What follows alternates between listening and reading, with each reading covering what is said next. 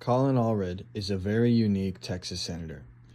Many of Colin's top contributors are prominent Texas educational organizations such as the University of Texas at Austin, some private healthcare organizations and hospitals, and top communication companies like AT&T and Google.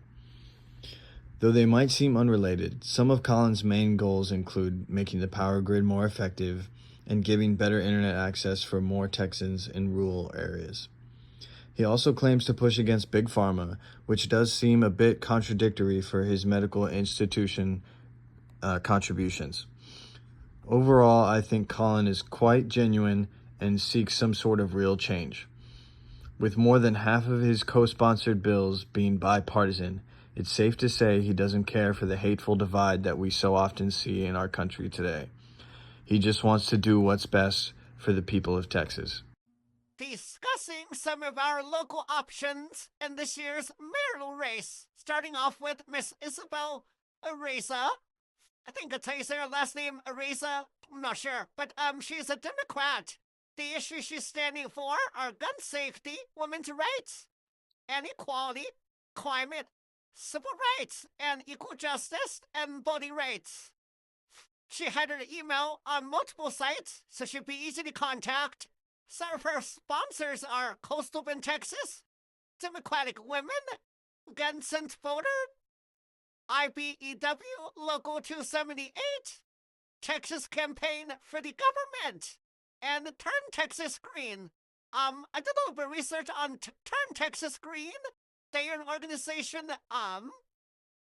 they did have a mission statement for why they support their candidates. This is what they stated.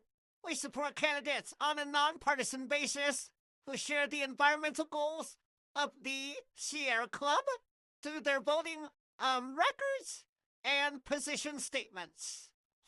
Also noticed that there are a few other candidates for other cities who are sponsored by the Turn Texas Green organization. One of them was the winner of the Austin mayoral race.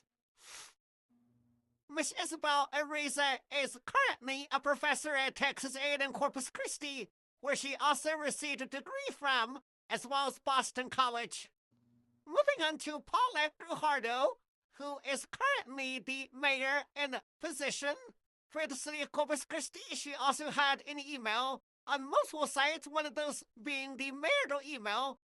I didn't notice any endorsements from any Democratic or progressive organizations yet, which was different than what we saw with Isabel, who had quite a few.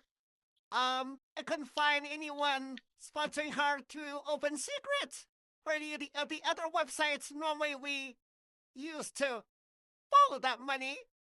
Her mission is to better our roads, sidewalks, curbs, and gutters, street lighting, and working towards an enhanced and better working water and air system. She previously worked as an insurance agent, New York Life Insurance Company, and she received her education from Texas A&M Corpus Christi. Moving on to our final candidates that we are covering through our mayoral race, we have John Kalkusik. He was quite a hard fellow to find. He didn't have any social media. However, I did see that he made multiple statements to Chris Chicks News, speaking on some of his major topics that he is wanting to correct in our city's government currently. He talked about water crises, and if he could go back, he wants to make sure that the people behind the Exxon and Dynamic Stillwater deal from 2000 and 2018 are served to justice.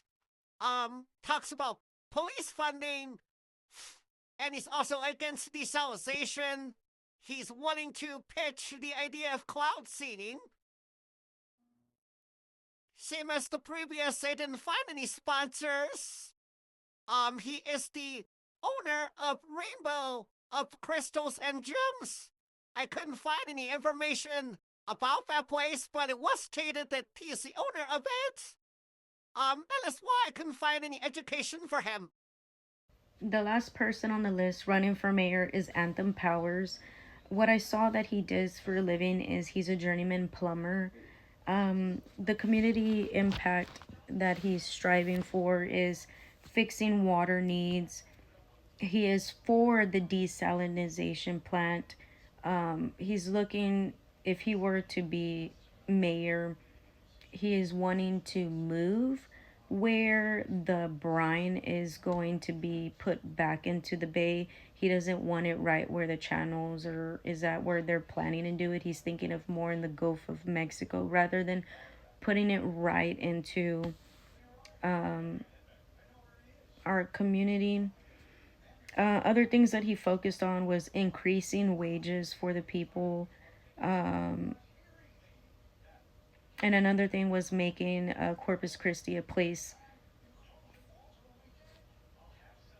for us, like us, the people. He wants us, the people, to come first. As far as like money, like funding or anything like that, I wasn't able to find any financial reports. Nothing was accessible regarding him.